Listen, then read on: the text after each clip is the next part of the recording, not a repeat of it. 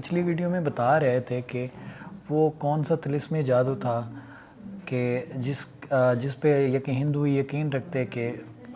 تھے کہ ان کا شہر جو ہے نا دیبل، وہ کبھی کسی سے فتح نہیں ہوگا، کیونکہ ان کے مطابق وہ اس جادو نے ان پورے دیبل جو ہے نا اس کو گھیرا ہوا ہے۔ تو آخر وہ جادو تھا کیا؟ اور یہ جو ہے نا ہندو بڑے اور چھوٹے ذات کے ہندو یہ واقعی کیا ان سے ناراض تھے راجہ دائر سے کہ وہ محمد بن قاسم کا ساتھ دینے کے لیے تیار ہو گئے، یا یہ جسٹ مسٹری ہیں کہ ایسے بس بتایا جاتا ہے کہ وہ انہوں نے ساتھ دیا؟ اگر دیا ساتھ تو کیسے پھر دیا؟ اور وہ کون تھا جس کے بارے میں حجاج بن یوسف نے اپنے مؤذن کو کہا کہ جب بھی آپ اذان دیا کریں تو مجھے ان کا نام لازمی یاد دلایا کریں تاکہ میں راجہ دائر سے انتقام لے سکوں، جس کو راجہ دائر نے مارا تھا۔ تو اس سلسلے کو آگے بڑھاتے ہیں۔ سب سے پہلے تو میں آپ کو یہ بتانا چاہوں گا کہ جب محمد بن قاسم کو روانہ کیا گیا تو اس ٹائم کی جو مینجمنٹ تھی نا، ٹوٹل جنگ کی مینجمنٹ، وہ ساری حجاج بن یوسف نے اپنے ہاتھ میں لے لی۔ مینجمنٹ سے مراد جو ٹوٹل مینجمنٹ تھی کہ آرڈر جب میں نے دینا ہے تو آپ نے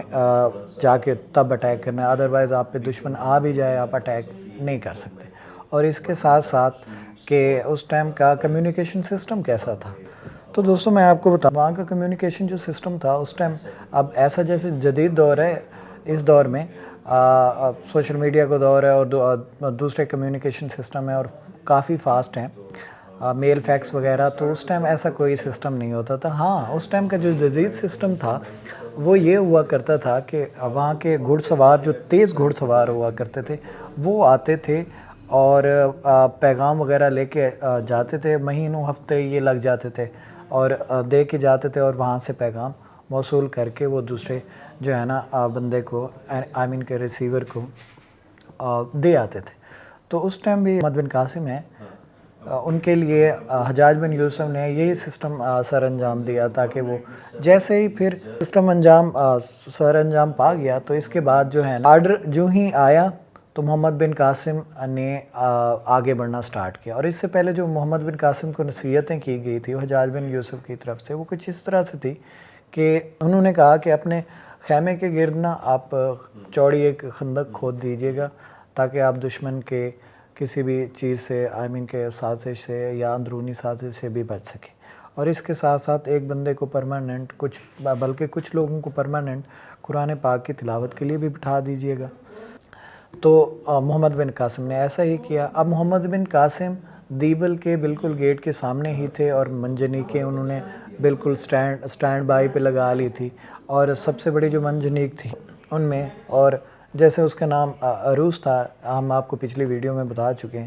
تو عروس پہ جو ہے نا اس کو سب سے پہلے نصب کیا گیا،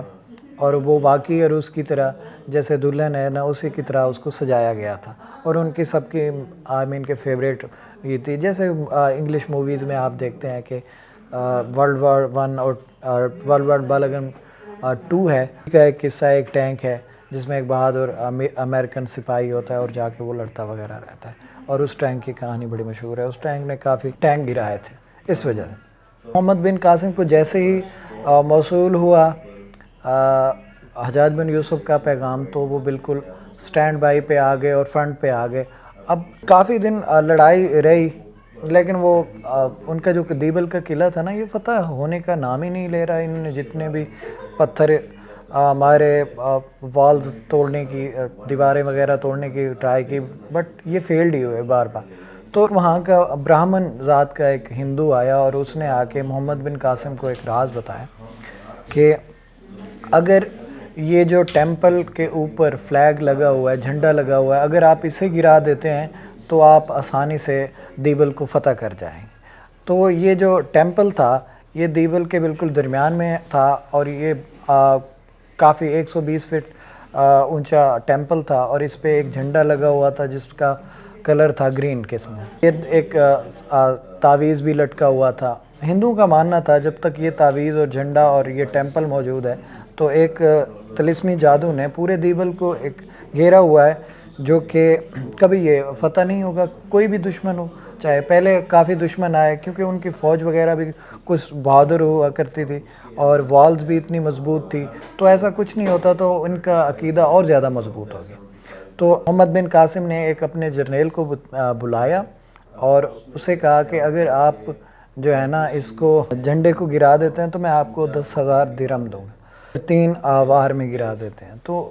اس جرنیل کا جواب تھا کہ اگر میں نے 2 وار میں نہ گرایا تو آپ میرا سر قلم کر دیجیے۔ تو اس بات پہ پہلا انہوں نے نشانہ لگایا، وہ تھوڑا سا سائڈ پہ ہو گیا، اور دوسرے نشانے پہ ہی انہوں نے وہ جھنڈا گرا دیا۔ جھنڈا جیسے ہی گرا، وہاں کی جو آرمی تھی اور وہاں کے لوگوں نے خوف سے کہ اب ان پہ جو ہے نا عذاب آنے والا ہے، تو اس خوف سے کہ ان کا بھگوان وغیرہ سے ناراض ہے، تو انہوں نے دیبل کے فورٹ جو تھے نا اس کے دروازے کھول دیے، دیبل شہر کے، بلکہ پہلے فورٹ فرنٹ پہ ہوتا تھا اور سارا شہر بیک پہ ہوتا، اور والز کے ذریعے وہ سارے شہر کو کور کیا ہوتا تھا، تو انہوں نے دروازے کھول دیے۔ جیسے ہی دروازے کھولے گئے، محمد بن قاسم کی آرمی جو ہے نا ان کے بالکل اندر ہی داخل ہوگی، اور اکثر لوگوں کو یہی سنا جاتا ہے کہ اکثر لوگوں کو معاف بھی کر دیا گیا، کچھ کو جنگی قیدی بھی بنایا گیا، اور کچھ بہت ساروں سے مطلب زیادہ تر وہاں پہ جو تھا نا مقصد یہ تھا کہ وہاں کا سسٹم جو ہے نا بدلا جائے اور وہاں کے لوگوں کو فل قسم کی ایک آزادی دی جائے۔ محمد بن قاسم نے ایسا ہی کیا۔ اس سے آگے والا جو کویسچن ہے اس کو میں سالو کرنے کی کوشش کروں گا کہ وہ جو بڑے ذات اور چھوٹے ذات کے ہندو تھے وہ آخر کیوں ناراض تھے راجہ دائر سے، اور وہ اس کی مدد کیوں کرنا چاہتے ہیں محمد بن قاسم؟ تو اس کا جواب یہ ہے دوستو کہ ایک اس ٹائم کے جو ہندو کے بڑے ہوا کرتے تھے، جیسے سوامی ٹائپ ہیں آج کل آپ موویز میں دیکھتے ہیں، تو سوامی بھی ہو گئے، اور ساتھ میں ان کے مذہبی طاقت کے ساتھ ساتھ ان کے پاس دوسرے منسٹریل پاور بھی ہوا کرتی تھی جو وزیر مشیر ہیں۔ تو راجہ دائر کے دربار میں یہ وزیر بھی ہوا کرتا تھا ایک، اس نے مشورہ دیا ہے اگر آپ اپنی بہن سے شادی کریں گے، جن کا نام رانی بائی بتایا جاتا ہے، غالباً یہی نام تھا، کہ اس سے اگر آپ شادی کریں گے تو آپ سندھ پہ ہمیشہ رول کریں گے،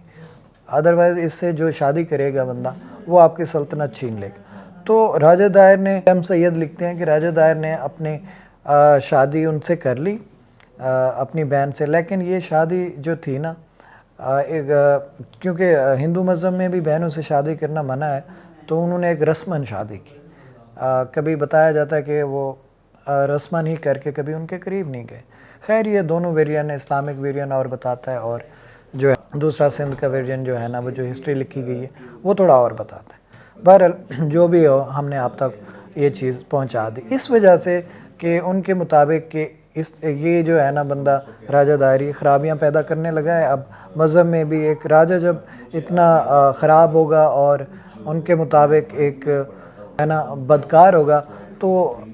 اس ملک کا کچھ نہیں ہو سکتا، اس علاقے پہ بھگوان کی طرف سے جو ہے نا زحمتیں ہی آئیں گی، رحمتیں نہیں آئیں گی۔ تو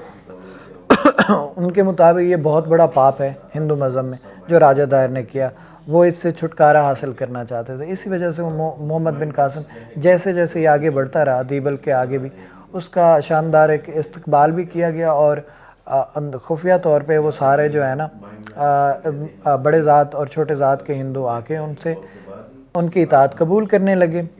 اس کے بعد دوستو کیا آپ جاننا چاہیں گے کہ وہ کون تھا جس کے ذمہ راجہ داہر نے ایک کام ذمہ لگایا تھا کہ آپ نے مسلمان عورتوں جو ہے نا، اور وہ جو شپ سے لوٹا گیا مال ہے،